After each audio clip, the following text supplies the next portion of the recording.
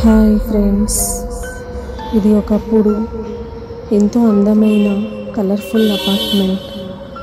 ఇందులోనే నేను నా స్టడీస్, కాలేజ్ అన్నీ జరిగింది. ఇప్పుడు ఇంత శిథిలావస్థలో, ఇలాంటి స్థితిలో చూస్తుంటే తట్టుకోలేక వెక్కి వెక్కి ఏడుస్తున్నా. నాలో నేనే ఘోషిస్తున్నాను. ఎందుకు అంటే నేను చనిపోయి 10 years అవుతుంది. 10 ఏళ్ళు కరెక్ట్గా ఈరోజు. ఇప్పుడు మిగిలిందంటూ ఏమీ లేదు ఫ్రెండ్స్. ఇది నాకు ఎంతో ఇష్టమైనటువంటి బాల్కనీ.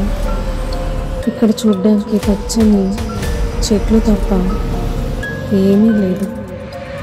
నేను గాలి రూపంలో ఉన్నటువంటి ఆత్మని.